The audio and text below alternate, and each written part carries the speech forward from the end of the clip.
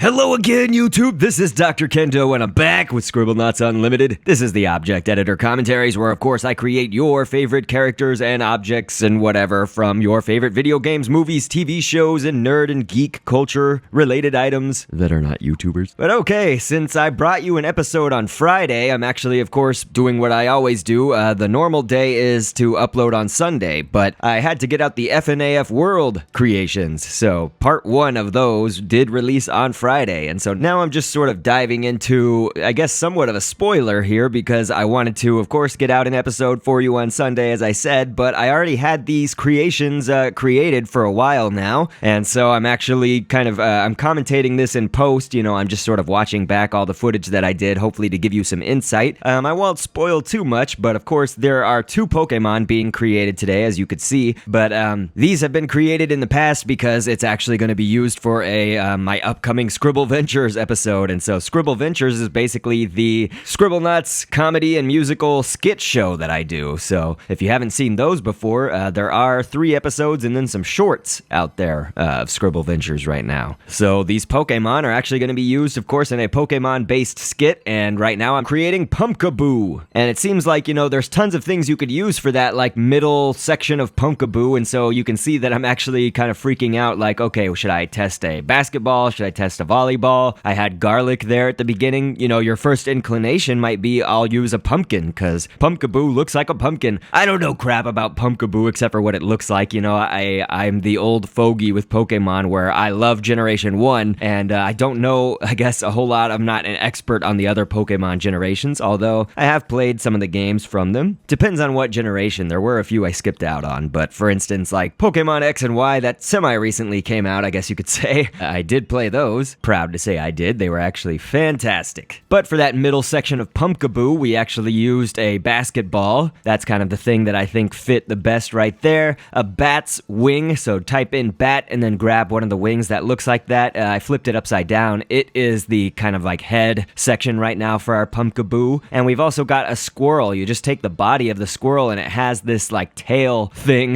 that looks like that. That looks like Pumpkaboo's head. It's also what we used for when we created our Squirtle creation. We used that same squirrel body so that we could get the tail. So here, kind of jumping forward, I used a cobra's end of its tail for the teeth, a seed kind of for the middle thing next to those teeth, the Wendigo, that's its the Wendigo hand, you know, so take the hand and put it either which direction, and that's kind of like those little hands or wings or whatever that is on Pumpkaboo into the side there on either side, and a horn, you know, animal horn, that is for the spikes, I guess, the horn spikes or whatever, coming out on either side of the circle. The circle's like the main part of the head. So it looks like we actually did not use the bat wing, I'm sorry. That tells you how long ago this was created. You know, I don't remember everything about it, and so, again, I'm watching this in post, but this will teach you how to create them yourselves. So, a kid was the source object. If you missed that for Pumpkaboo, you could use a boy or girl, anything like that. And we've got a hypnotist for our very obvious next Pokemon. Of course, you saw it in the title, but also, what would a hypnotist Pokemon be? Well, that's kind of an obvious, I guess, source object for Hypno. So, this is creating Hypno, and I used a dancer's torso. It's not really, you know, tied to the dancer itself to use the torso for that. I just liked that the dancer did not have a lot of other designs and lines and stuff going across it, so using the dancer's torso allows us to mostly just sort of have like a yellow, one solid color torso. So you can see that I have the arms sort of in a funky pattern here, or a funky position, and that's because we've also taken Jenny GREENTEETH's arms and her little hands, which are connected to those arms. We're going to use those as,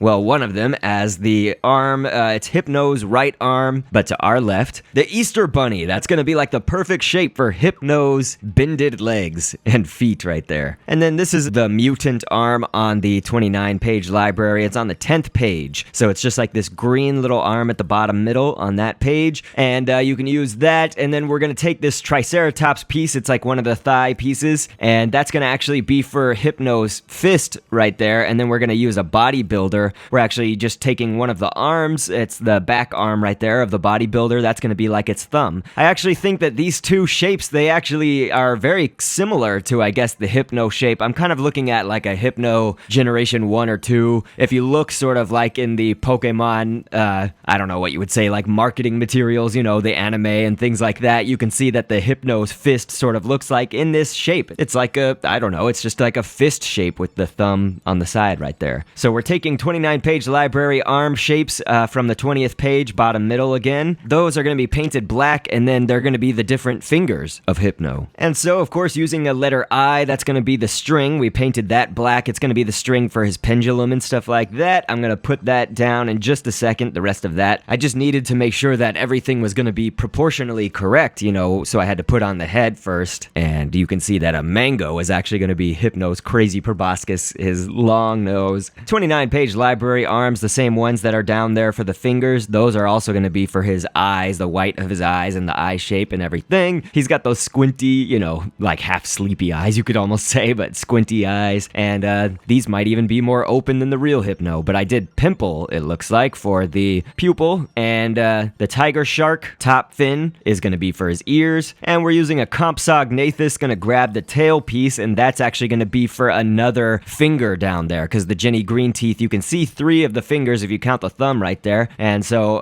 Hypno does have one more finger that we wanted to show off here, and I did have enough stamps for it, I guess, so looks like I included that. But you can see now as we're creating the pendulum, we did run out of stamp space finally. We used an inner tube twice to be the little silver part of it. And then I just took a torus, or the little donut type shape from the geometry library in this game. That's going to be sort of for some more detail within the pendulum, some black parts of it and stuff. And so it looks like our Hypno is mostly finished. You know, that was a pom-pom, that was the hair, the frill, I guess. But since I've showed off the scripting right here in the properties editor, I figure I'll do what I always do at this part of the commentary, and I will explain some background information or fun facts. I'll just give it on Hypno. I'm not crazy familiar with Pumpkaboo, and we're already kind of near the end of the episode, actually. But Hypno is a Pokemon of Generation 1 origins, the best Poke generation, in my opinion. It's actually based on a tapir, a hypnotist, and Baku, which is a Japanese spirit being that devours dreams and nightmares. The word Baku in itself has 2 meanings, actually, and other than the dream-devouring spirit, it also refers to the tapir. Others say that Hypno's big hooked nose with the white hairy frill could be based on a vulture, and then I've also seen a proboscis monkey thrown around, but either way, you know what Hypno looks like. I can always remember its first major appearance in the Pokemon anime cartoon, where Hypno was in an episode called Hypno's Nap Time. Some members of the town were using Hypno and Drowsy to help out with sleeping problems of the town, and we all later come to find out that those sleep waves were causing the children to act like Pokemon, and Misty even started acting like a seal. Hypno again appeared in some episodes after that, whether it was a major or minor appearance, but he'll also appear in my upcoming Scribble Ventures episode, really for a short amount of time as far as I have it planned. And I can't say much more than that without giving some spoilers, but look at this. Since we created Hypno as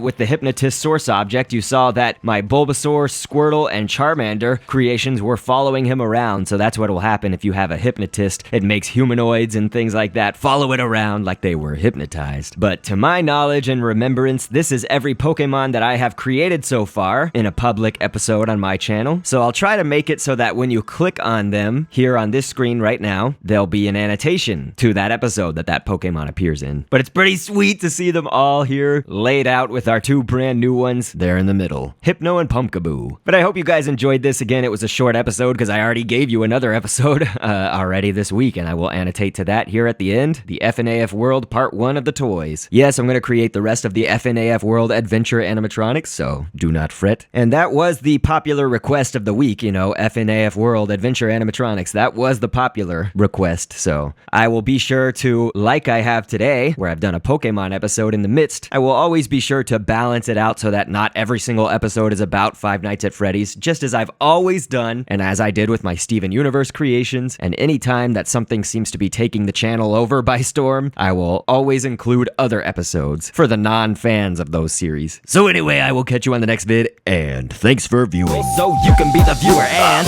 down the road of twists and turns, always anxious to see what's within. We can look ahead to the point of no return to the rest of our lives.